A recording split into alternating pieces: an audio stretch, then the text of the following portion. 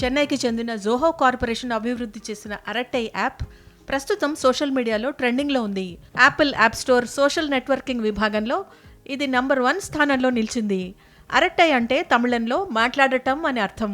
Text, మెసేజ్లు, voice, video calls, ఫోటోలు, వీడియోలు, డాక్యుమెంట్లు పంపడం, స్టోరీస్, ఛానల్స్ క్రియేట్ చేయడం, ఇలా వ్యక్తిగత, వృత్తిపరమైన అవసరాలకు తగిన ఫీచర్లతో ఈ యాప్ను రూపొందించారు. దేశీయ ఉత్పత్తులు, సేవలను వినియోగించాలని ప్రధాని మోదీ పిలుపు మేరకు ఈ యాప్ను కేంద్ర మంత్రులు ధర్మేంద్ర ప్రధాన్, అశ్విని వైష్ణవ్ ప్రోత్సహిస్తున్నారు. తాను జోహోకు మారుతున్నట్లు తాజాగా కేంద్ర మంత్రి అశ్విని వైష్ణవ్ ప్రకటించారు.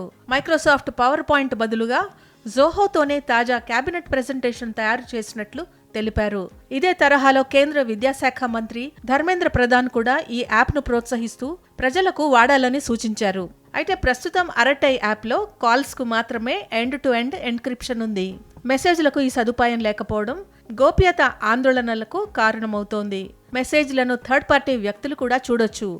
వాట్సాప్ లాంటి గ్లోబల్ దిగ్గజానికి దీటుగా నిలవాలంటే ఈ లోటును భర్తీ చేయాల్సిందేనని నిపుణులు అభిప్రాయపడుతున్నారు. అరట్టై స్థానిక యాప్గా ప్రస్తుతం ఆదరణ పొందుతోంది. ఎప్పటికప్పుడు అప్డేట్లు చేసుకుంటూ కొత్త ఫీచర్లు చేర్చుకుంటూ వెళితే వాట్సాప్కు ప్రత్యామ్నాయంగా మారొచ్చని నిపుణులు అంటున్నారు.